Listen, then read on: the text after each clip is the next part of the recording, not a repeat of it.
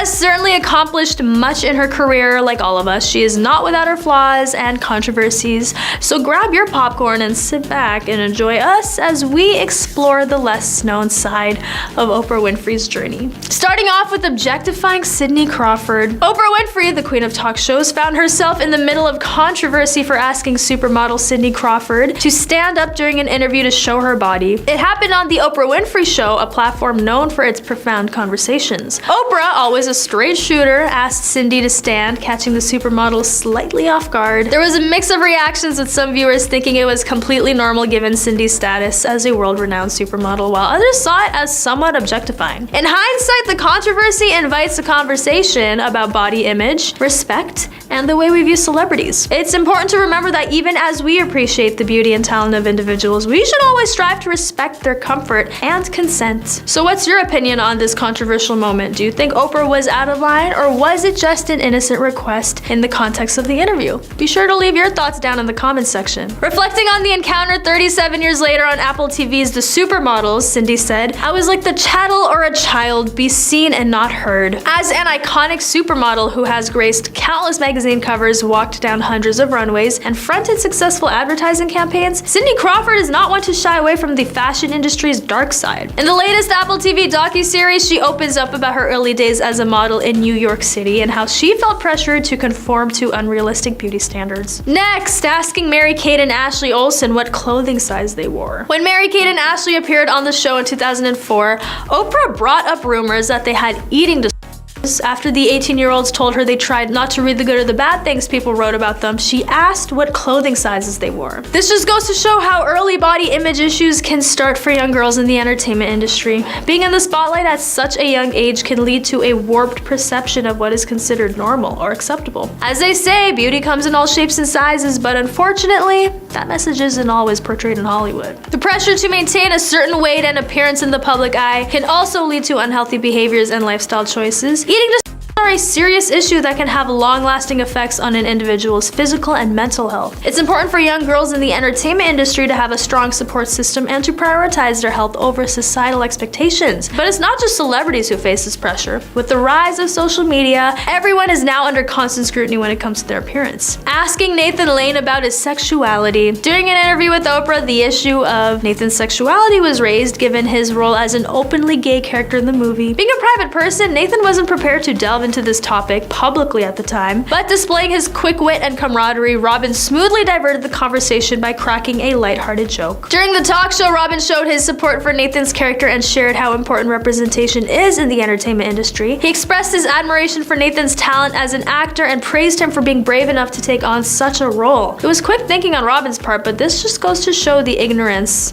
in Oprah's interview style. In a 2023 episode of Sunday Sit Down, Nathan expressed his feelings about his encounter with Oprah. He said, "I don't think Oprah was trying to out me, but I said to Robin beforehand, I'm not prepared. I'm so scared of going out there and talking to Oprah. I'm not prepared to discuss that I'm gay on national television. I'm not ready." And Robin said, "Oh, it's all right. Don't worry about it. We don't have to talk about it. We won't talk about it." Rest in peace, Robin Williams. The issue of representation in the entertainment industry is one that has been gaining more and more attention over the years. It's obvious that there is a need for diversity and inclusivity on screen. This also extends to the LGBTQ+ community, where representation has often been lacking or stereotyped. However, with the increasing demand for more diverse and authentic storytelling, we are seeing a positive change in the industry. Drew Brees' awkward moment. During a 2010 appearance on her show, Oprah made an amusing error when she encountered NFL quarterback Drew Brees. Oprah tried to wipe away a smudge on Drew Brees' face, thinking it was a lipstick stain, but oh wait, there's no lipstick. It's Brees' birthmark. Talk about a live TV moment. Brees handled the situation with grace and explained it to Oprah, who seemed genuinely surprised and quickly moved on with the interview. Personally, I think she shouldn't have even touched him without permission, but we can see this trend already where Oprah doesn't seem to have boundaries when it comes to the guests on her show. However, this incident highlights a bigger issue in our society, the pressure to conform to certain beauty standards. Brees' birthmark is a natural and unique part of his appearance, yet Oprah's immediate reaction was to try and remove it as if it were an imperfection. It's important for us all to learn from this mistake and recognize that everyone is beautiful in their own way, birthmarks and all. We should celebrate our differences and embrace them instead of trying to hide or change them. This also extends to other aspects of our appearance, such as skin color, body shape, and hair texture. Society often puts pressure on individuals to fit into a narrow definition of beauty, causing self-consciousness and insecurities. Prying on Elizabeth Taylor's life. In a classic moment from 1988, Elizabeth Taylor expertly sidestepped Oprah's probing questions regarding her rumored love interests.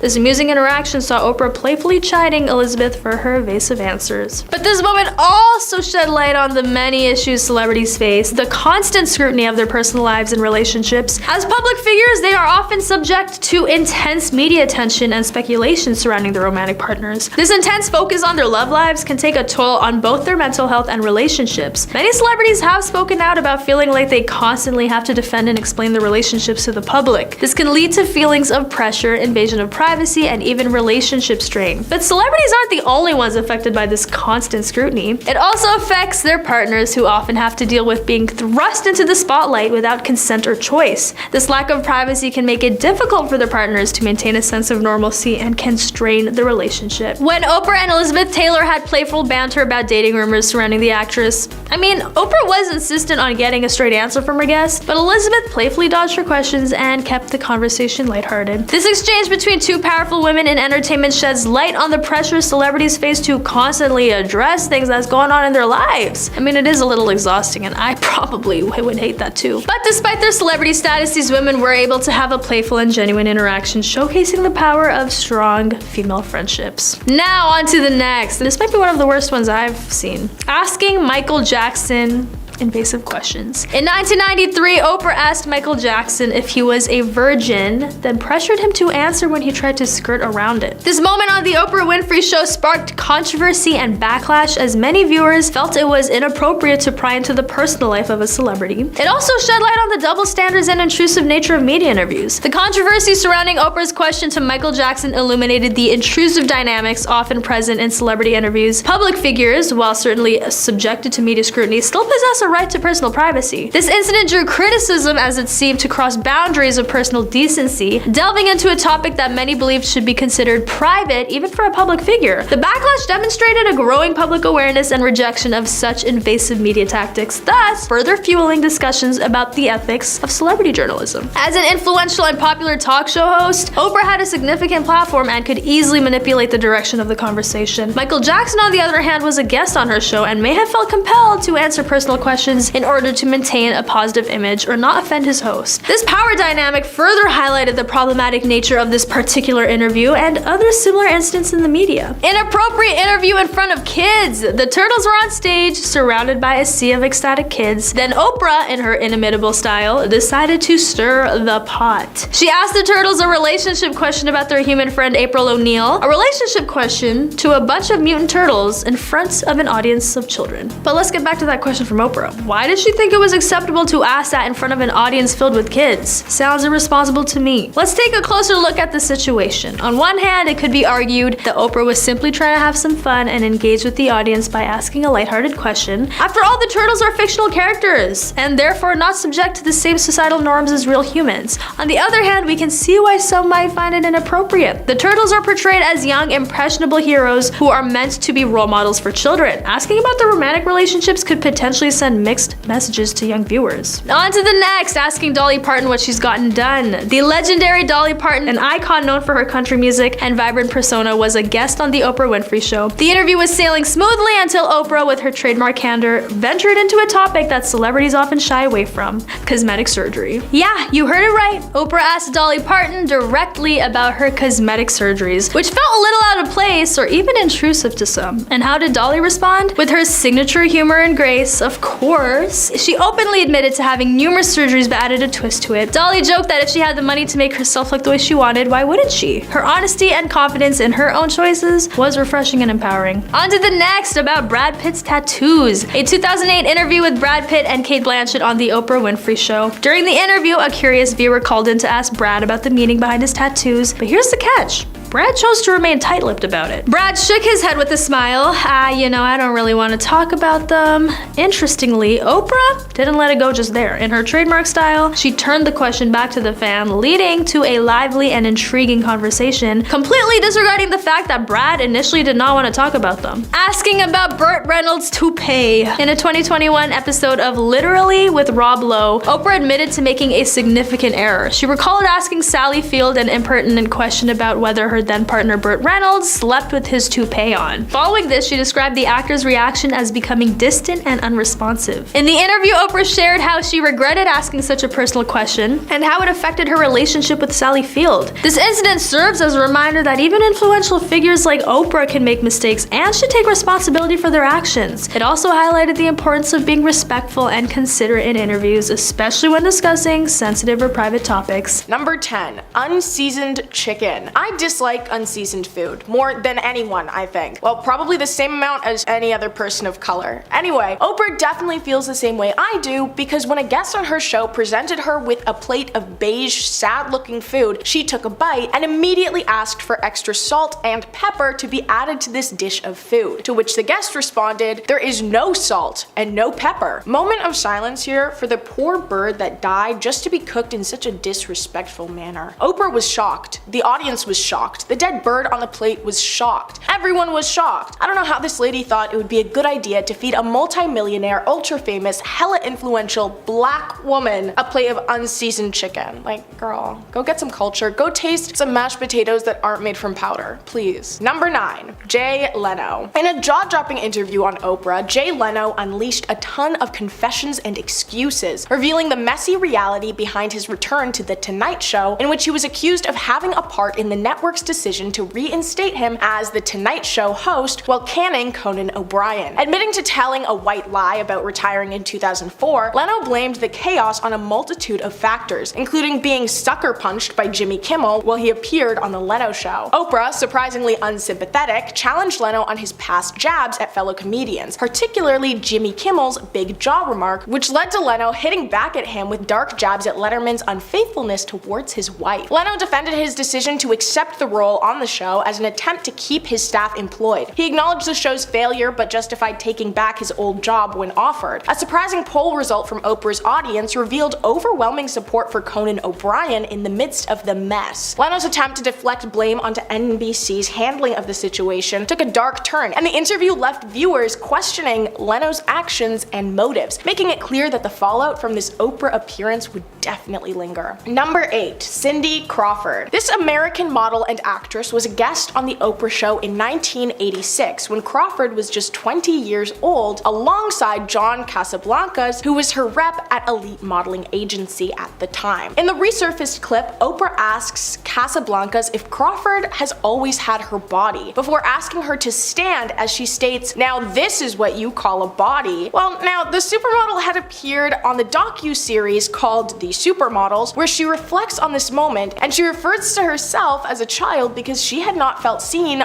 and not heard. Crawford admits she didn't notice it at the time, but now looking at it, Oprah does state, "Stand up and show us your body. Show us why you're worthy of being here," which made her uncomfortable as the model says this is not okay, especially from Oprah. As of now, Oprah hasn't commented on this situation, but many viewers have spoken up about this moment that was captured for television. Gig King was actually asked about this situation, where she admits she hasn't seen the clip but has heard about it, stating she felt disappointed and surprised in Oprah. However, there isn't any feud or anything between Oprah and Crawford, according to King. As she stated, "As far as I know, everything is good between Oprah and Cindy." What do you think about Oprah's requests to Crawford during that interview? Number 7. Elizabeth Taylor. In 1988, Elizabeth Taylor joined Oprah for an interview where she was questioned about her relationship and the myriad of dating rumors surrounding her at the time. Elizabeth didn't say much to answer these questions, as she likely wanted to keep personal information private, but Oprah wanted more. She began to reply sarcastically to Elizabeth by stating, "You're so revealing. You gotta stop talking so much, Miss Taylor," which then Elizabeth clapped back with, "This is what your friends wanted, right?" Which didn't seem to impress Oprah, as she then said, "I just want to know. Tell me so we can all go home. If you tell me, I'll go home." Prior to this interview, Elizabeth had actually given Oprah a heads up and told her to avoid questions about her relationship, but it didn't really seem like Oprah followed these requests, and she even came out to say that this interview was still painful painful to watch for many reasons, including her bad hair. I mean, especially with the heads up before the interview started, Oprah could have and definitely should have avoided this entire incident by simply following Taylor's requests. Number 6. Lance Armstrong. Cyclist Lance Armstrong tried to clear his name when he spoke to Winfrey about using performance-enhancing drugs. The host asked him several questions, including, "Did you ever take banned substances to enhance your cycling performance?" To which Armstrong quickly answered yes, admitting his wrongdoing and stating he would spend the rest of his life apologizing to people and trying to remedy the situation. The cyclist insisted that he was not doping when he returned in 2009, but the US Anti-Doping Agency CEO said Armstrong lied again. Also, anti-doping agency is kind of a crazy sentence and an even worse or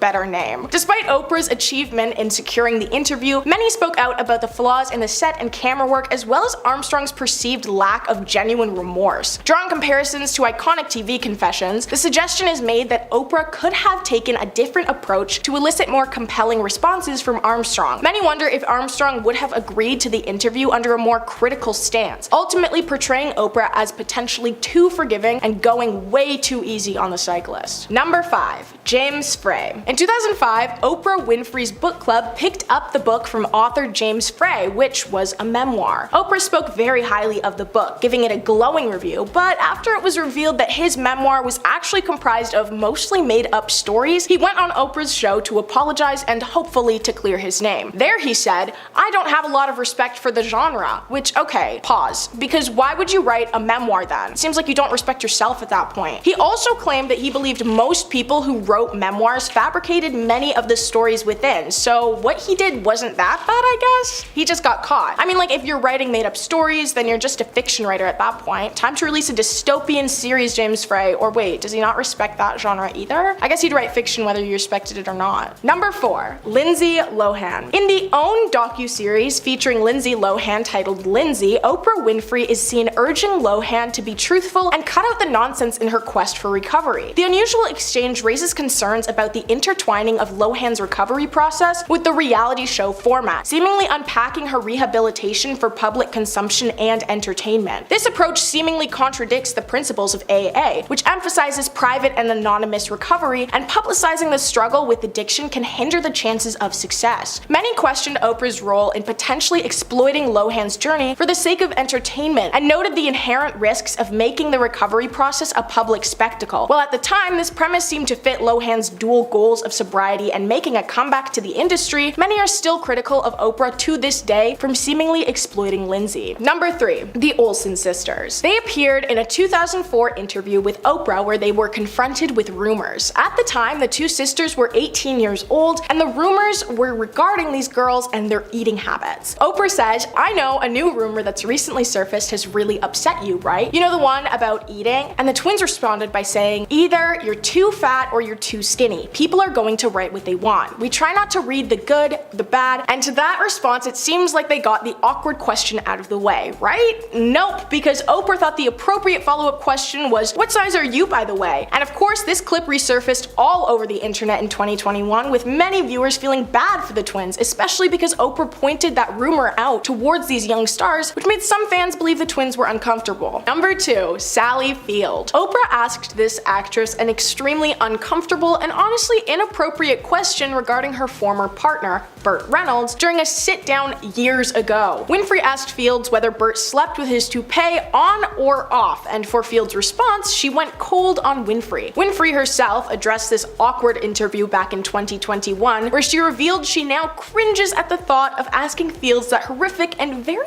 surface-level, kinda boring interview question. She also understands why Fields went cold following that question, but Oprah, as she said, knows she deserved it. Oprah does claim her producers said she had to ask Fields that question, which she did, and it caused Fields to completely shut off, and Oprah says they were both unable to get into the groove of the interview again. Number 1. Tom Cruise. This one was extremely popular and talked about. Though, if we're being honest, I really don't see what all the fuss and uproar was about, but you know, whatever, it was early 2000s, I wasn't alive, whatever. This gets our first place spot due to the damage it was expected to do on the ultra-famous Tom Cruise's career. While appearing on Oprah's talk show, Tom Cruise began jumping up and down on the couch like an actual child, screaming that he was in love, and then air punching the floor, or something like that. I'm honestly not sure. Tell me what you think he's doing, please, because I don't know. Anyway, Oprah's reaction to this whole ordeal is what actually makes this entire thing so awkward. She looks at him like he is actually insane, like he's this weird creature, which I mean,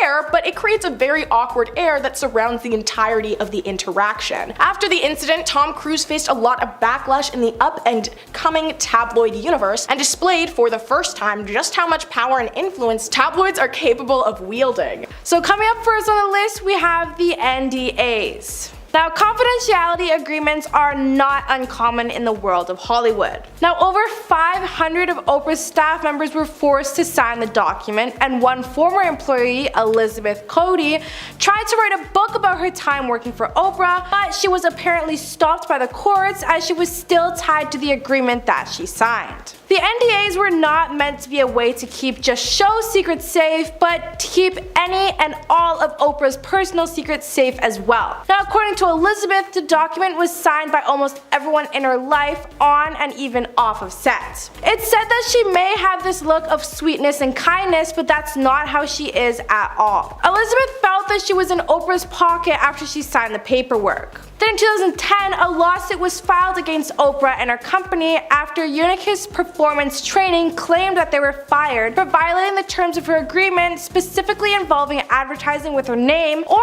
the website of the show. Now up next, we have her stepmom exposing her. Now on air, Oprah is portrayed as a wholesome, sweet lady, but according to her stepmom, there is an unknown side to Oprah, hidden from fans for years. Now according to Barbara, who is her stepmom, Oprah may be one of the most controlling people you will ever meet in your entire life. She claims that Oprah would not allow them to stay at her house when they tried to visit, forcing them to stay in hotels with money out of their own pocket. Barbara also said that Oprah was quick to anger when it came to her staff, with several people being fired and left and right over the years, but couldn't come out about the situation because of the NDAs. But that's not all. Despite being a billionaire, Barbara allows Oprah to stay at her house for visits, something that Oprah actually hated. The first time she stayed over, Oprah allegedly complained that her bed sheets were not 1,000 threads and that her bath towels were not big enough. This woman has billions of dollars to do anything she wants, and what she wants is to make her family feel like a burden. Next up on the list, we have the supplement overload controversy. Now, Oprah has had plenty of controversial people on her show, from so-called medical experts to psychologists to celebrities. Now, whatever is good for TV is good for Oprah. Now, one particular incident that caused a ton of backlash for Oprah was when she did an interview with Suzanne Somers. Now, she was brought onto the show to share her beauty secrets and how she was able to look so young. Now, according to some, this treatment that she does on a regular basis will help, and Suzanne claimed that she rubs estrogen cream into her skin on one arm and smears progesterone into the other arm, and progesterone is a fancy way of saying steroids. She claimed that she took 60 supplements and vitamin A's a day, which was 40 in the morning and 20 before bed. What really stirred the pot was that this woman claimed to be a health expert and a self-author, but surprise, surprise, she actually was not. Medical experts actually started bashing Oprah, claiming that this type of extreme hormone therapy would actually be the cause of several diseases and illnesses like cancer. Now, despite Suzanne's claim that her specialty made non-FDA approved bioidenticals are natural and safe, they are actually just synthetic, conventional hormones that you can buy from a pharmacy. Now, Oprah did everything in her power to sell this idea to her audience, believing 100% that the methods were useful, even claiming that she had used the methods herself that made her feel so incredible. So this lady would rather risk her audience getting cancer than just telling the truth. Up next, we have her billionaire advocacy. Now, Oprah has been claiming to be many things since the Maui backlash has begun. Now, a good boss and a charitable woman and an advocate for the island of Maui. Maui. Now, by starting this fund and donating her spare millions, she had made her mark in the public as a woman who cares. So much that she is asking you to give her money. Isn't that so sweet? The main reason that people believe that Jason has not spoken on Oprah is because he knows that she is an absolute phony. So as mentioned, Oprah would not care about Maui or its people if she didn't have vested stake on the island. Now, Oprah has had property in Maui for quite some time, being almost a second home to her at times. When the fire started raging, she started fundraising. Up next, we have what the free and free really means.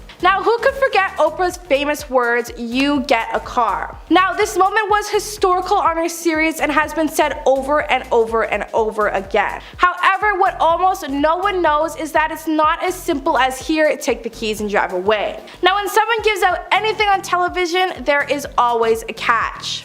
Now, for Oprah's audience, the catch was that if they actually wanted to drive away in their brand new car, they would actually have to pay over $7,000 in taxes first. Now, while Oprah's studio would cover the sales tax and registration for each car, the audience members were given a choice to either pay $7 grand and take the car, or simply just take the cash instead. Now, the infamous moment on the show featured 11 real teachers who were, according to Oprah, in desperate need of a new car. They, along with the audience, received keys in a box on camera that Oprah claimed to be their new car. Now, everything has a catch, even now. Now, for someone who is known for being charitable and generous, the word free clearly meant something different to Oprah. Now, up next on the list, we have Stand Up Cindy. Now, Cindy Crawford, who is a model and actress, has called Oprah out over their 1986 interview that took place on her show, where Oprah asked the then 20-year-old to expose herself to the crowd. Now, Crawford reflected on the interview in a new documentary called The Supermodels. The documentary focuses on the careers of several models like Linda Everlist and, of course, Cindy Crawford. Now, in a clip from the documentary, Winfrey is heard introducing the then aspiring supermodel to the Oprah Winfrey show before she asks, "Did she always have this body? This is unbelievable, stand up." She actually made her stand up, and then she said, "This is what I call a body." Now, Cindy, as anyone else would be, was visibly uncomfortable and was standing up for the studio audience as they cheered when they showed off her figure. Now, according to Cindy, she felt like a child at the moment being told what to do by her superior. Now, she felt that at the moment, she was more of a show us why you're worthy of being here. Now, at the time, this was just some weird thing Oprah asked her to do, but it morphed and mutated into one of the most uncomfortable moments of her early years in modeling. Now, the most shocking thing for her was the fact that Oprah Winfrey, trying to tell her what to do, the woman known for her kindness and generosity, made her feel like a puppet. Now, up next, we have Where's the Beef? So in the spring of 1996, the United Kingdom apparently experienced an outbreak of mad cow disease. Now, according to the FDA, the disease destroys cows' central nervous system, and if humans eat the infected meat, we'll basically get sick and turn into zombies. But they can actually contract a deadly variant called Creutzfeldt-Jakob disease. Now, during the mad cow scare, the Oprah Winfrey show booked Howard Lyman, who was a rancher who adopted a vegetarian lifestyle and went to work for the Humane Society's Eating with Animal Welfare campaign, and he appeared on the show to discuss the threat of mad cow to Americans. He pointed out that feeding the remains of mad cows to already infected cattle or other animals could have facilitated the spread, and that those types of practices were common in the US. Now, Oprah was visibly disgusted and right then and there vowed that she would never eat a burger again. Now, her influence and her millions of viewers were so large that only a few hours after the episode aired and she declared she'd never eat a hamburger again, the price of beef stock plummeted, staying at an all-time low for over 2 months. One Texas rancher actually lost an estimated $6.7 million and organized a class action lawsuit against Oprah and her show for talking trash about American beef. Then, after a 6-week trial, she actually won, leaving one man with no farm and out of $1,000 in legal fees, all because she was disgusted. Now, up next, we have Oprah's stance on weight loss. Now, Oprah Winfrey has been called out for using weight loss medication despite being a longtime ambassador for Weight Watchers. Now, the famous talk show host has confirmed that she uses an unnamed substance to help her control her weight. Now, in a revealing conversation, Oprah said her new slim figure is thanks to the medication and a healthier lifestyle overall. She said, "I now use it as I feel I need it, and the fact that there's a medically approved prescription for managing weight and staying healthier in my lifetime feels like a relief, like a redemption, like a gift, and not something to hide behind and once again be ridiculed for." She went on to say, "I'm absolutely done with the shaming from other people and particularly myself." However, the fans felt the billionaire was being hypocritical given that she is a proud spokesperson for Weight Watchers, a company she has worked with since 2017. Now, next up on the list, we have her exposing herself. Now, Oprah is top on the list for getting exposed because she has been doing it to herself since day one. Now, her talk show is all about bringing the most vulnerable people onto the show to get views. She's brought violence victims, health experts, and fake psychologists and convicted felons onto her programs, all for the sake of profit. As the years went by, her style was adapted by more and more studios, creating shows like Dr. Phil and Dr. Oz, both equally as controversial. Now, not to mention a few years ago when she wrote a book detailing her early life and rise to the top, revealing some truly dark truths about her life at home. Now, she herself was considered to be a menace by her own family, but it seems to be whatever negative juju lived in the house rubbed off on Oprah 100%. Now, last on the list, we have Seal and Hank. This man may be known for his vocal chops, but he should be known for his meme-making abilities. Now, just days after the Golden Globes, Seal posted a meme on Instagram consisting of several photos of Oprah Winfrey cozying up with a man whose name I am not allowed to say on the internet because he is so horrendous. Now, he is the guy who produced half of Quentin Tarantino's movies, and he was actually the main cause of the Me Too movement, and for the rest of this segment, he will be referred to as Hank. So Oprah and Hank were photographed spending time together, and one photo even made it look like Oprah was pushing singer Rita Ora toward Mr. Hank. Now, Seal captioned the image saying a bunch of stuff that I can't quote here, but the meme itself said, "When you have been part of the problem for decades, but suddenly they all think you are the solution." Number 10. Underpaying celebrities. This past week on Instagram, Taraji P. Henson delivered a tearful interview that touched on her financial struggles and alluded to the fact that she was being underpaid. And all of this happened while she was promoting the new musical The Color Purple, which was produced by Oprah herself. During this interview, she expressed that she was tired of working hard and getting paid a fraction of what she deserved. In fact, at one point she said she was even contemplating leaving her acting career behind. She told the host that she hears people talk about how hard she works, but the math just isn't mathing. So there is an entire team of people above her that make the majority of the money in the film industry. She voiced her frustrations that every time she does something and breaks through another glass ceiling in Hollywood, when it comes time to negotiate, she is somehow at the bottom again, like she never did what she just did. So that wears on her mental health, because the question is, why? And what does it mean for her as an actor? Gabrielle Union was there and she backed up her claims, saying that there was not a word of a lie told by this woman. Viola Davis also reposted that clip to her Instagram, simply with the caption, "This," with a few hands pointing up. A little while back, Taraji was seriously considering leaving the US altogether and living in another country. Considering how stellar of an actor she is along with the rest of the cast, Hollywood really needs to get their act together and just pay their people. Number 9. Blackballing. Now, this story is crazy. The famous comedian Monique has spoken out about confronting Oprah Winfrey over an episode of her talk show that involved her estranged family in 2010. She accused Oprah, as well as filmmakers Lee Daniels and Tyler Perry, of blackballing her in the industry. So in an interview with The Hollywood Reporter, Monique recounted the strain in her relationship with Oprah because of the time that the talk show host welcomed her estranged family, including her eldest brother, onto the show in 2010. Following her Oscar win that year, Oprah informed Monique that her brother called her and wanted to be on the show to let parents know how they can watch out for creepy people. Apparently, she said, "Do you want to come on the show? Because he wants to apologize to you." In response, she said, "Oprah, I don't want any part of that." While she gave her blessing to tape the show with her brother, she was horrified to see other family members like her parents and another one of her brothers downplay what actually happened to her. Number 8, dissing The View. While speaking on The View earlier this week, Oprah appeared to drop some major shade both towards the film The Color Purple and the people who were involved with The View. So the producers of The View were very upset that she would not be appearing alongside the cast of the film on one of their episodes. They were hoping to have a kind of reunion involving Whoopi Goldberg and Oprah, because as we know, they both starred in the 1985 version of The Color Purple. But that turned out to be a missed opportunity because Oprah did not appear on the program.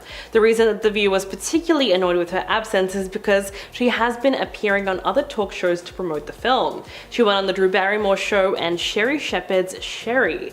So around the same time, she gave a candid interview with People magazine about her recent weight loss and how she was aided by medication. But back to The View, despite Oprah's absence, the episode was well received, and Whoopi said that she felt a strong connection with the people who did end up showing up. Number 7, that Drew Barrymore moment. It seems like Drew just cannot keep her hands to herself, and fans have become quite outraged at her behavior. The actress was blasted as cringy after uncomfortably caressing Oprah Winfrey on an episode of The Drew Barrymore Show. In the clip, the two of them were seen cozied up on the couch while talking about the importance of interacting with the studio audience. Drew tightly held onto Oprah's hand while running her other hand up and down her arm. She said, "Something that I learned about you, because I didn't know this in detail, was that you would spend time with the audience outside of the show you were filming." Oprah then seemed to be trying to get out of her grasp because she adjusted her seating position while answering that question. She said, "It is necessary. My crew used to be like, oh my god, how much time are you going to spend talking to the audience?" Drew then let go of her guest while she was preparing to ask something else. For her part, Oprah then started talking with her hands while applauding Drew for running the daytime talk show without an audience during the pandemic. Number 6, the NDAs. Confidentiality agreements are not uncommon in the world of Hollywood, as we know. In Kitty Kelly's tell-all book about Oprah, the author mentions the confidentiality agreements that co-workers and guest stars were made to sign. This included everyone from Tom Cruise to the person who made Tom Cruise's muffin. Over 500 staff members were forced to sign the document. Apparently, one former employee by the name of Elizabeth Cody tried to write a book about her time working for Oprah, but she was stopped by the courts because she was still tied to the agreement that she signed. These NDAs were not meant to be a way just to keep the show secret safe, but any and all secrets that Oprah kept as well. According to Elizabeth, the documents were signed by almost everyone in her life. Now, she might have this brand of sweetness and kindness, but that is not exactly how she is. Elizabeth felt that she was in Oprah's pocket after she signed the paperwork. In 2010, a lawsuit was filed against Oprah and her company, Unicus Performance Training, claiming that they were being fired for violating the terms of her agreement, specifically involving the advertising with her name or the website of the show. Number 5, strange beliefs. Oprah has had plenty of controversial people on her show, from the so-called medical experts to psychologists and even celebrities. But one particular incident that caused a lot of backlash for her was when she did an interview with Suzanne Summers. She was brought onto the show to share her beauty secrets about how she was able to look so young. According to Summers, this treatment that she does on a regular basis will help, and she claims that she rubs estrogen cream into her skin on one arm and smears progesterone in her other arm. She also claimed that she took 60 supplements and vitamins a day, 40 in the morning and 20 before bed. What really stirred the pot was that this woman claimed to be a health expert and a self-help author, but surprisingly, she was not. Medical experts started bashing Oprah, claiming that this type of extreme hormone therapy would actually be the cause of several diseases and illnesses, potentially even cancer. Despite Suzanne's claim that her specially made, non-FDA approved bioidenticals are natural and are safe, they are actually just synthetic, conventional hormones that you could buy from a pharmacy. So Oprah did everything in her power to sell this idea to her audience, believing 100% that the methods were useful, even claiming to have used these methods to make her feel incredible. This person would rather risk her audience potentially getting cancer than just tell them the truth. Number 4, the car situation. So everyone knows Oprah's famous words, "You get a car and you get a car and everyone gets a car." This was a historical moment of her series, and it was parodied time and time again. In fact, it is still memed to this day. However, what many people don't know is that when someone gives out anything on television, there is always a catch. Of course there is. For Oprah's audience, the catch was that if they wanted to drive away in their brand new car, they would have to pay over $7,000 in taxes first. While Oprah's studio would cover the sales tax and the registration for each car, their audience members were given a choice to either pay the $7,000 or simply take the cash instead. The infamous moment on the show featured 11 real teachers who were, according to Oprah, in desperate need of a new car. They, along with the audience, received keys in a box that was all caught on camera that Oprah claimed to be there for the new car. But of course, everything has a catch. For someone who was known as being charitable and generous, the word free clearly means something completely different to Oprah. Number 3, fake memoir. Oprah launched her book club in 1996 and had a reading encouragement segment on her talk show where she talked about any book that she chose into a bestseller. In September of 2005, Oprah picked A Million Little Pieces, a brutal and painful memoir by James Brett about his years-long struggle with substance issues. A Million Little Pieces became the best-selling non-fiction book of the year, and Frey was asked to appear on her talk show to discuss the book that Oprah called gut-wrenching. But the following year, a news outlet ran an explosive article about Frey after it was discovered that he had either made up or juiced large portions of his memoir. For example, there is a section of the book that tells a story of Frey surviving a fatal train crash that took the lives of 2 teenagers. But it turned out that he was never on that train, nor did he have any involvement in that situation. Weeks after the article broke, Oprah asked Frey to return to the show, where he faced livid viewers and an even more livid Oprah. She told James that she felt duped and betrayed, a feeling that was shared by her audience and millions of readers around the world. She asked James why he felt the need to lie to herself and her readers, and he tried everything, making every excuse in the world. He claimed that he altered a lot of details, but that the overall plot was still real. The studio audience then responded with a massive wave of boos, gasps, and groans. Winfrey later apologized for the mistreatment from her audience, as it was not her intention, but by that point the damage was already done. Number 2, Whoopi Goldberg. In author Kitty Kelly's unauthorized Oprah biography, Kelly claims that Whoopi Goldberg became a persona non grata, aka unwelcome to Oprah, after Whoopi was nominated for an Oscar for her role in The Color Purple. The book noted that following the honor, the comedian never appears on Oprah's show again, and was noticeably shunned from her 2006 Legends Ball. It wasn't until Oprah invited the entire cast of The Color Purple onto the show that the so-called feud was addressed. It turned out that Oprah had actually ran into Whoopi at Tyler Perry's party sometime after the 2006 snub, and Whoopi confronted her, leading to an adorable moment between them. She asked Oprah why she was mad, to which Oprah replied, "Why am I mad at you? I thought you were mad at me." And after this, they mutually agreed that they really should have just picked up the phone a long time ago and settled the dispute. And coming in at number 1, Cindy Crawford. The model and actress called out Oprah over her 1986 interview that took place on her talk show, where Oprah asked the then 20-year-old to expose herself to the crowd. Cindy reflected on the interview in a new documentary called The Supermodels on Apple TV+. This documentary spotlights the careers of several models like Naomi Campbell, Linda Evangelista, and of course Cindy Crawford. So in a clip from the documentary, Oprah is heard introducing the then aspiring supermodel to the Oprah Winfrey Show before she asked, "Did she always have this body? This is unbelievable. Stand up. Now that is what I call a body." At this point, Cindy is visibly uncomfortable, and then she stands up before the studio audience cheered and showed off her figure. According to Cindy, she felt like a child in that moment being told what to do. She felt that the moment was more of a "show us why you're worthy of being here" type of situation. At the time, this was just some weird thing that Oprah asked her to do, but eventually it morphed and mutated into one of the most uncomfortable moments of her early years in modeling.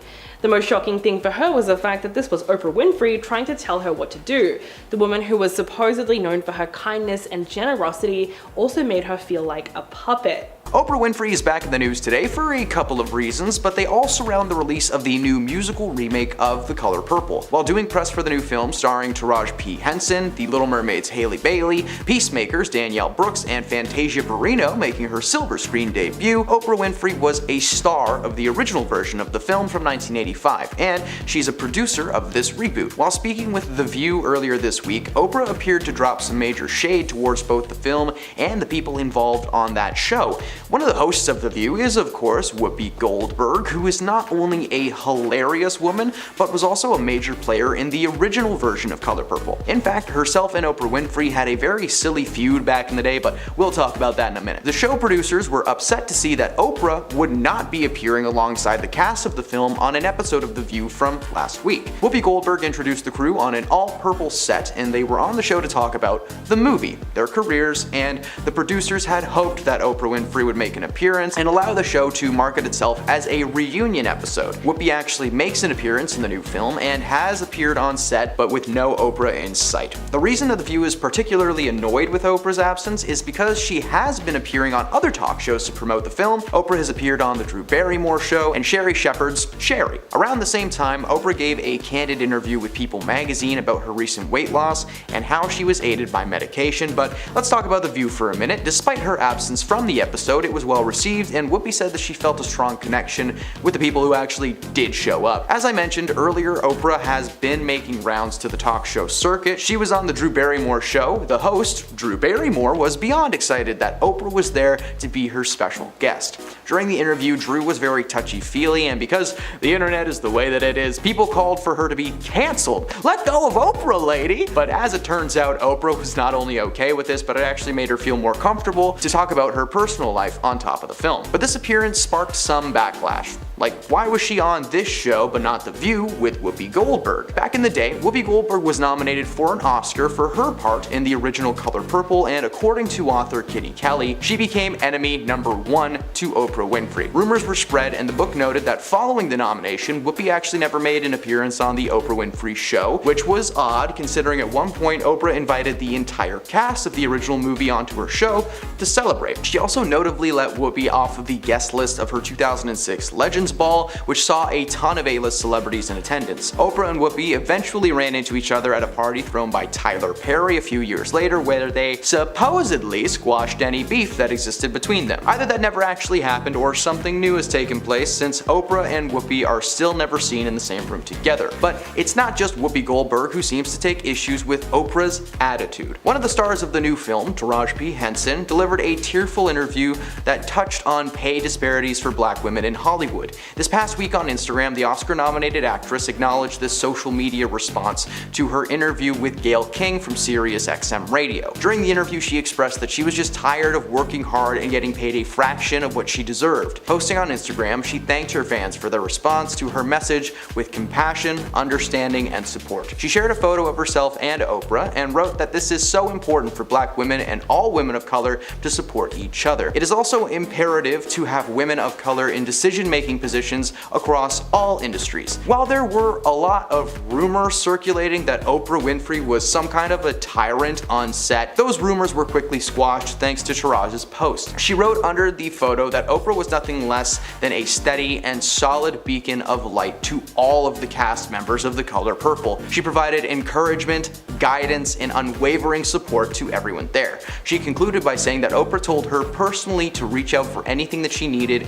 and she did. One call, one conversation, one decision making black women to make her feel heard. The tearful part of the interview came as King asked Taraji about past comments that the Empire actress made about contemplating leaving her acting career behind. She told King and her fellow guests that she was tired of hearing her sisters saying the same thing over and over again. She told the host that she hears people talk about how hard she works and that the math just isn't mathing. There is an entire team of people above her that make the majority of the money in the film industry, and she's voiced her frustrations that every time she does something and breaks through another glass ceiling, and when it's time to renegotiate, she's just at the bottom again, like she didn't do what she just did. And it wears on your mental health because the question is, why? Like, what does it mean for you as an actor? Gabrielle Union backed up her claims, saying that there was not a word of a lie told by this woman. In fact, Viola Davis from The Woman King reposted this clip to her Instagram simply with the caption, "This," and a few hands pointing up. A little while back, Taraji was seriously considering leaving the US altogether,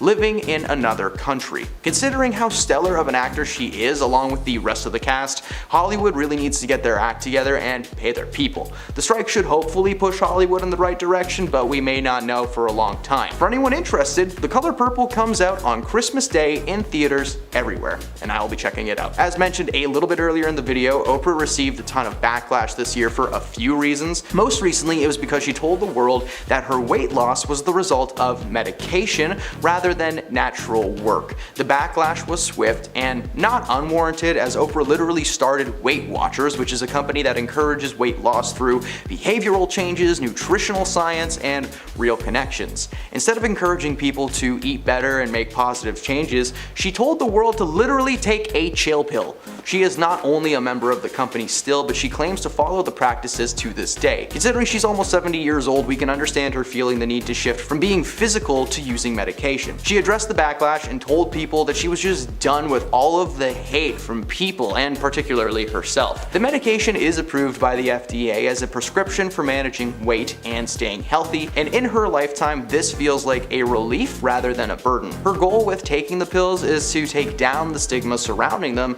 as well as granting her a chance to live a healthier life. However, earlier this year, Oprah received an insane amount of backlash after announcing that she was going to be helping the people of Maui. Oprah and Dwayne Johnson announced that they would be starting the relief fund for the victims of the Maui wildfires. The People's Fund of Maui was given a solid $10 million to get off the ground, $10 million donated by Oprah and Dwayne combined. So why is it just Oprah that received so much hate online? Well, it's because she has a net worth of like $2.8 billion. That's billion with a B. The world is collectively furious at Oprah for having the audacity to ask working class citizens for charity when most people can barely afford to put food on their own tables. Dwayne Johnson and Oprah donated $5 million each to give the fund a head start. Well, guess what? $5 million to Oprah Winfrey is like $500 to us. That is chump change. The world is understandably frustrated. Imagine someone with a physical gold bar around their neck asking you for spare change on the street, like, hey, what's that thing around your neck? It's shiny, it makes me feel bad about myself. Maybe use that. Thankfully, the fund has actually been a pretty positive thing for the people of Maui. Dwayne Johnson appeared on the Joe Rogan podcast a few weeks ago and explained that the fund has been helping families affected by the fires by granting them $1,200 a month per person in their household, meaning that some families are receiving like $5 or $6 grand every month, which is a lot. Thousands of people across the island are no longer living in fear or stress about how they're going to afford to live following the devastating wildfires that took out a large portion of the island this year. Oprah's involvement really should not be the focus, because point instead focus on the terrible things that she's done outside of the Maui thing, okay? Let's not forget what her show really was. Oprah used to bring the most vulnerable people she could find onto her show to share their stories, and while some were just actors or people sharing some positive stories, there were also so many people who would just cry on her show. Let's not forget the other careers that this woman is responsible for creating, especially programs with some of her buddies like Dr. Phil. Oprah is not just responsible for many hopes being squashed live on air, but she is also the creator of many talk show celebrities like Dr. Oz and, as I just mentioned, Dr. Phil. Now, before Dr. Phil had his own show, Oprah had asked him and his courtroom consulting firm to help him with a trial. Before meeting Oprah, Phil apparently had zero interest in being a television personality, but Oprah made him see the light, so to speak. According to Phil, she helped him understand the power of these shows and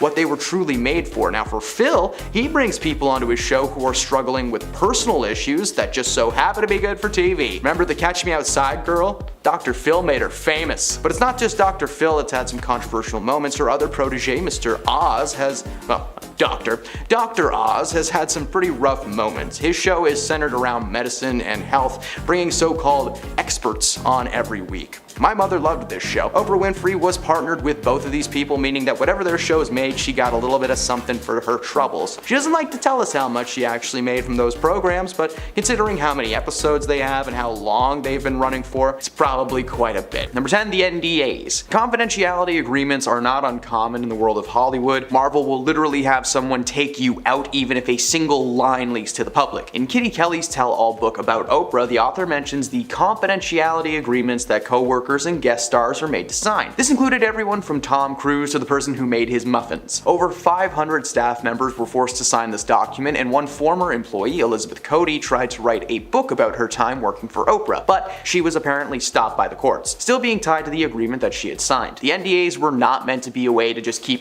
show secrets safe, but any and all of Oprah's secrets as well. According to Elizabeth, the documents were signed by almost everyone in her life. She may have this brand of sweetness and kindness, but that is not how she is. Elizabeth felt that she was in Oprah's pocket after she signed the paperwork. In 2010, a lawsuit was filed against Oprah, and her company, Unicus Performance Training, claimed that they were fired for violating the terms of her agreement, specifically involving advertising with her name or the website or the show. Number 9. A diva. On air, Oprah is portrayed as a wholesome, sweet lady, but according to her stepmom, there is an unknown side to this woman. Hidden from fans for years, according to Barbara, Oprah is one of the most controlling people you'll ever meet. She claims that Oprah would not allow them to stay at her house when they tried to visit, forcing them to stay in hotels with money out of their own pockets. Barbara also said that Oprah was quick to anger when it came to her staff, with several people being fired left and right over the years, but that's not all. Despite being a billionaire, Barbara allows her to stay at her home for visits, something that Oprah apparently hates. The first time she stayed over, Oprah allegedly complained that her bed sheets were not 1,000 threads and her bath towel wasn't big enough. I get the bath towel thing. Big bath towels for the win. Never going back. This woman has billions of dollars to do literally anything she wants, and what she wants to do apparently is just make her stepmom's life a living hell. Number 8. Controversial beliefs. Oprah has had plenty of controversial people on her show, from medical experts, fake psychologists, to celebrities. Whatever's good for TV is good for Oprah, but one particular incident that caused a ton of backlash for Oprah was when she did an interview with Suzanne Summers. She was brought onto the show to share her beauty secrets and how she was able to look so young. Well, according to some, this treatment that she does on a regular basis will help. Suzanne claimed that she rubs estrogen cream into her skin on one arm and smears progesterone onto the other arm. Progesterone is just a fancy way of saying steroids. She also claimed that she took 60 supplements and vitamins a day, 40 in the morning and 20 before bed. What really stirred the pot was that this woman claimed to be a health expert and a self-help author, but surprise, surprise, doctor, she is not. Medical experts started bashing Oprah, claiming that this type of extreme hormone therapy would actually be the cause of several diseases and illnesses, like cancer. Despite Suzanne's claims that her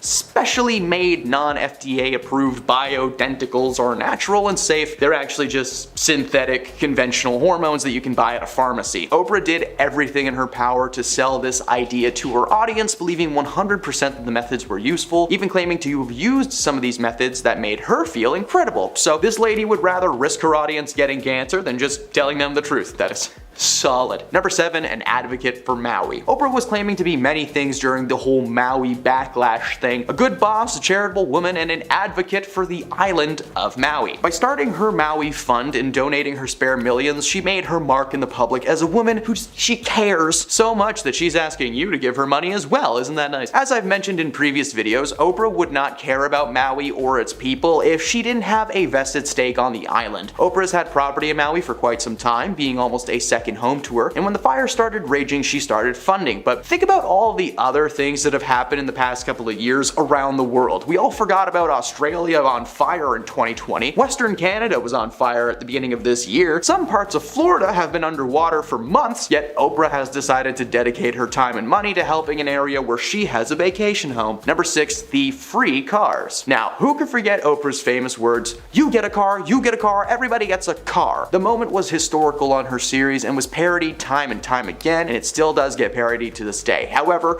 what a lot of people don't know is that it wasn't as simple as, here are some keys, have fun. When someone gives out anything on television, there's a catch. For Oprah's audience, the catch was, if they wanted to drive away in a brand new car, they'd have to pay $7,000 in taxes first. While Oprah's studio would cover the sales tax and registration for each car, which was a lot, the audience members were given a choice to either pay the $7,000 and take their car home, or just simply take the cash instead. The infamous moment on the show featured 11 teachers who were, according to Oprah, in desperate need of a car. They, along with the audience, received keys in a box talks on camera that Oprah claimed to be for their new cars. Everything has a catch even now. For someone who is known to be charitable and generous, the word free really means something different to Oprah. Number 5. There were fabricated memoirs. Oprah launched her book club in 1996, a reading encouraging segment from her talk show. It turned any book that she liked into a bestseller. In September of 2005, she picked A Million Little Pieces, a brutal and painful memoir by James Frett about his years-long struggle with substance control issues. A Million Little Pieces became a best-selling non-fiction book of that year, and Frey was asked to appear on her talk show to discuss the book. Oprah called it gut-wrenching. However, the following year, a news outlet ran a pretty expositive article about Frey after it was discovered that he made up or juiced large portions of his memoir. For example, there's a section of the book that tells a story of Frey surviving a fatal crash that took the lives of 2 teenagers when he was never on that train nor had any involvement in the situation. Weeks after the article broke, Oprah asked Frey to come back onto the show, where he faced livid viewers and an even more livid Oprah. She told James that she felt duped and betrayed, a feeling that was shared by her audience and millions of people around the world. She asked why James felt the need to lie to herself and the readers, and he tried everything, making every excuse that he could think of. He claimed that he altered a lot of the details, but that the overall plot was real. The studio audience responded with waves of boos and gasps and groans. Winfrey later apologized for the mistreatment from her audience because it wasn't her intention, but the damage had already been done. His career as a writer is currently non-existent. Let's talk about some of the celebrities that she has had interactions with. Number 4. Cindy Crawford. Model and actress Cindy Crawford has called Oprah out over their 1986 interview that took place on her show, where Oprah asked the then 20-year-old to expose herself to the crowd. Crawford reflected on the interview in a new documentary called The Supermodels on Apple TV+. Everyone has a plus now. The documentary spotlights the careers of several models like Naomi Campbell, Linda Evangelista, and of course Cindy Crawford. In a clip from the documentary, Winfrey is heard introducing the then aspiring supermodel to the Oprah Winfrey Show. Before she is asked, "Did she always have this body? I mean, this is unbelievable. Come on, stand up. Now that's what I call a body." Thank you, that is my impression of Oprah. She is visibly uncomfortable and sheepishly stands up before the studio audience cheered as she showed off her figure. According to Cindy, she felt like a child in that moment, being told what to do by her superior. She felt that the moment was more of a show us why you're worthy of being here type situation than anything else. At the time, this was just some weird thing that Oprah asked her to do, but it morphed and mutated into one of the most uncomfortable moments in her early years in modeling. The most shocking thing for her was the fact that it was Oprah Winfrey trying to tell her what to do. The woman who was known for her kindness and generosity made her feel like a puppet. Number 3. Where's the beef? In spring of 1996, the United Kingdom apparently experienced an outbreak of bovine spongiform encephalopathy, or mad cow disease, since I probably butchered that last part. According to the FDA, the disease destroys cows' central nervous system, and if humans eat it, then we get zombies! No, but they can contract a deadly variant called Creutzfeldt-Jakob disease. During the mad cow scare, the Oprah Winfrey Show booked Howard Lyman. The former cattle rancher had adopted a vegetarian lifestyle, and he went to work for the Humane Society's Eating with Conscience animal welfare campaign, and he appeared on the show to discuss the threat of mad cow to Americans. He pointed out that feeding the remains of mad cow to infected cattle or any other animals could have facilitated a spread, and such practices were apparently common in the United States. Oprah was stunned and vowed that she would never eat a burger again. And it turns out her influence and her millions of viewers were so large that only a few hours after that statement and the episode aired, she declared to never eat a hamburger ever again, and the price of beef stock plummeted, staying at an all-time low for 2 months. One Texas rancher actually lost an estimated $6.7 million that year and organized a class action lawsuit against Oprah and her show for talking trash about American beef. After about 6 weeks of a trial, she won, leaving one man with no farm and out thousands of extra dollars in legal fees. Number 2. Tom Cruise. Despite this man being in the Mission Impossible franchise, he's been in a lot of movies produced by himself. You didn't think Hollywood forgot about Oprah, did you? Following the announcement that he was engaged to Katie Holmes in the early 2000s, Tom appeared on an episode of The Oprah Winfrey Show, and it has gone down as one of the most iconic TV moments of all time. From the moment he steps on stage, things are just going wrong. He throws arms in the air, he rubs Oprah's shoulder like she's got a stain that just won't come out. Tom jumped on her couch, grabbed her hands over and over. She couldn't even get any questions out. Eventually, Oprah was like, "Okay, I'm done, bring Katie out." And then Tom is just running through the hallways as cameras follow him Blair Witch style. The moment cemented Tom as a man with many hidden personalities, and while it has not affected his work as an actor per se, ever since that day, whenever he's brought in for press of any kind or interviews, all entrances and exits must be locked at all times for everyone's safety. Again, this man may be in movies still, but they're rarely anything new or good. Number 1. Whoopi Goldberg. In author Kitty Kelly's unauthorized Oprah biography, Kelly claims that Whoopi Goldberg became a persona non grata, or an unwelcome person, to Oprah after Whoopi was nominated for an Oscar for her role in the original version of The Color Purple. The book noted that following the honor, the comedian never appeared on Oprah's show again and was noticeably shunned from her 2006 Legends Ball. It wasn't until Oprah invited the entire cast of The Color Purple onto the show that the so-called feud was addressed. It turns out Oprah actually ran into Whoopi at Tyler Perry's party sometime around 2006, just after the snub. Goldberg confronted Oprah, leading to a hilariously adorable moment between them. She asked if she was mad at her, to which Oprah said, "I thought you were mad at me. Well, that's crazy." They mutually agreed that they really should have just picked up the phone a long time ago and settled the dispute. Number 10. Cindy Crawford. Model and actress Cindy Crawford has called Oprah out over their 1986 interview that took place on her show, where Oprah asked the then 20-year-old to expose herself to the crowd. Crawford reflected on the interview in a new documentary called The Supermodels on Apple TV+.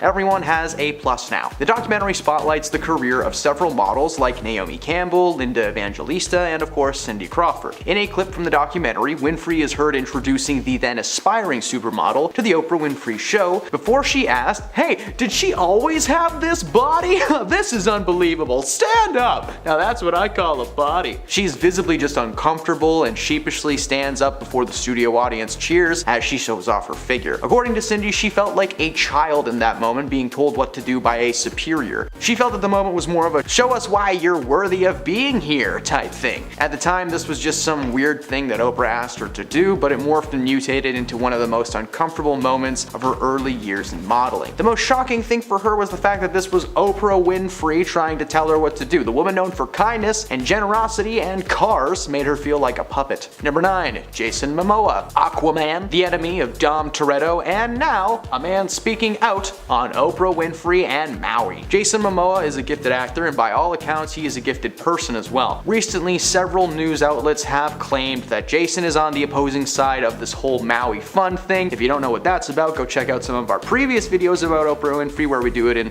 deeper dive. According to these outlets, Jason posted a video to Instagram in which he addresses the fires and offers his own support to the victims while never actually mentioning anyone by name. He does mention that some may use this as a way to exploit or make profit, but that was not his intentions. The clip went viral, and as you can guess, outlets were interpreting everything that they could out of it, with the biggest headline being "Jason Momoa calls out Oprah for wildfires." While not completely inaccurate, the general consensus is that there is actually no bad, juju between these people. Jason has yet to specify who would profit from this, but since the backlash, he's been posting videos on a regular basis, updating people on the situation and his position in assisting so far. Of course, he's already donated lots of money to the island and has teamed up with Dwayne Johnson to do public functions and collaborations and raise awareness, so that's great considering where it spawned from. Number 8. Dwayne Johnson. Now, when it comes to the whole Maui fun situation, there is one person who is usually left out of the conversation, and that is Dwayne Johnson. Johnson is of course one of the most bankable men in Hollywood, starring in like a million franchises, mostly in the jungle. He decided to partner with Oprah Winfrey to create the People Fund of Maui, donated $5 million of his own money to match Oprah's donation. The Rock received a large amount of criticism, but not nearly as much as Oprah did. The main reason being is that The Rock actually has a significantly smaller net worth, and the money that he donated was actually his own money. He's still only a millionaire, everyone. He's just as poor as the rest of us. Thousands of his followers have defended him rather than passing judgment because, hey, $5 million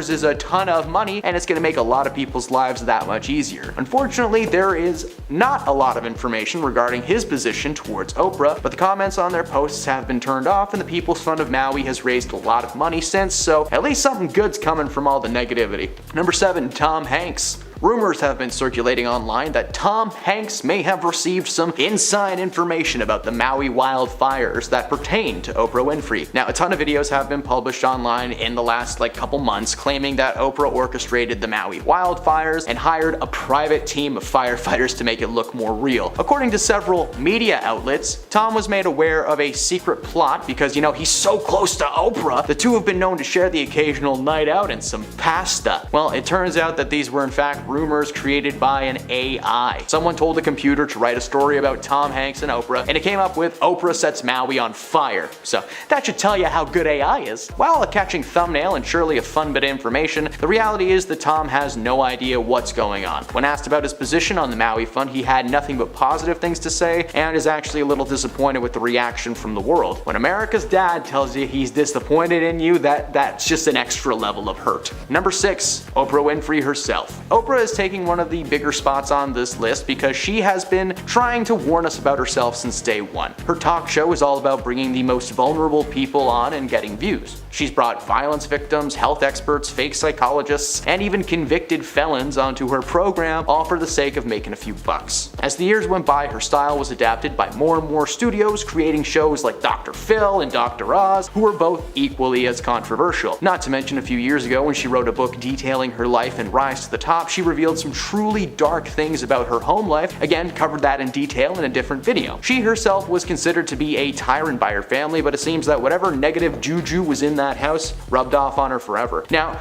there are actually a pretty limited number of celebrities who warned us about Oprah, because overall most stories are fake that are out there in the world. So let's talk about some lives that have been destroyed by Oprah Winfrey when they actually did go on her show for real. Number 5, a fabricated memoir. Oprah launched her book club in 1996, a reading encouraging segment from her talk show that turned any book that she chose into a bestseller. In September of 2005, she picked A Million Little Pieces, a brutal and painful memoir by James about his years-long struggle with substance control issues. A Million Little Pieces became the best-selling non-fiction book of the year, and Frey was asked to appear on her talk show to discuss the book that Oprah called gut-wrenching. However, the following year, a news outlet ran a very expositive article about Frey after it was discovered that he made up or juiced large portions of his memoir. For example, there is a section of the book that tells the story of Frey surviving a fatal train crash that took the lives of 2 teenagers. He was never on that train, nor did he have any involvement with that situation. Weeks after the article broke, Oprah asked Frey to return to the show, where he faced livid viewers and an even more livid Oprah.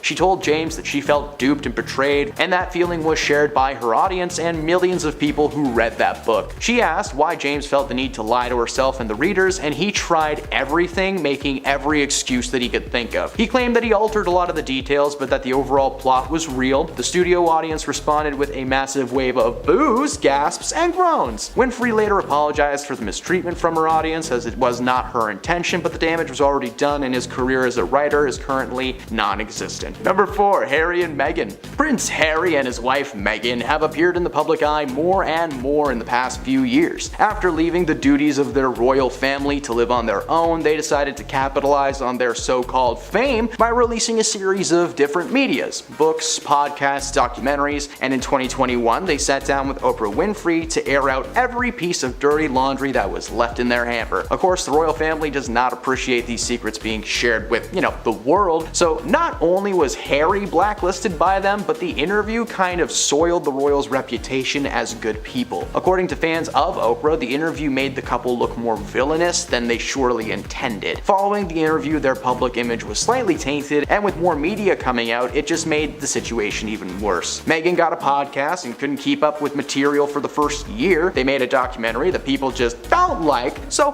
who knows what they'll get up to next. It certainly will not be anything good. Number 3, Lance Armstrong. 7-time Tour de France winner Lance Armstrong has gone down in history as a man who is unable to ride a bike without using some chemical training wheels. In an interview with Oprah from 2013, Lance was brought on to discuss the allegations floating around regarding his status as a Tour de France winner. Several sources claimed that Lance had to take performance-enhancing substances to win each race, as well as a type of transfusion involving the red life juice that flows inside of all of us. Armstrong went on air and fessed up to every single thing that had been claimed about him, except he did deny the notion that he was some kind of a mastermind who was controlling his teammates and forcing them to join in his extracurricular activities. But amidst his admission of guilt, to say that 10 times fast, there was a moment where he tried to pin the situation on his battle with cancer. He wraps it up by saying that he should have tried harder to cancel the culture rather than create more of a problem. He was stripped of all 7 Tour de France titles and has since lived in exile among the cycling world and honestly just the world in general. Number 2,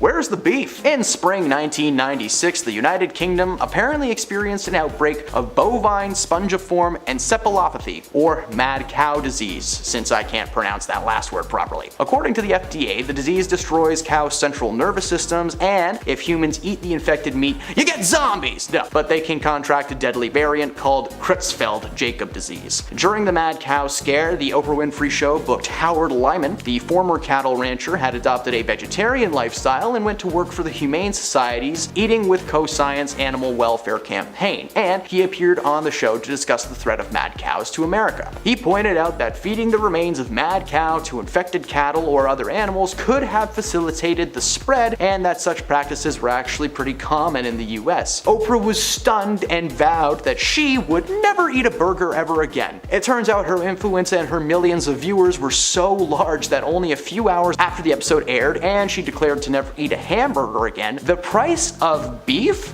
plummeted, staying at an all-time low. Like, anyone who had stocks in the beef industry just not good. One Texas rancher lost an estimated $6.7 million and organized a class action lawsuit against Oprah and her show for talking trash about American beef. After a 6-week trial, she won, leaving someone with no farm and out thousands of extra dollars in legal fees. And at number 1, Tom Cruise. Despite this man being in Mission Impossible, he has been in a lot of movies produced by Tom Cruise. You didn't think Hollywood forgot about the Oprah show, did ya?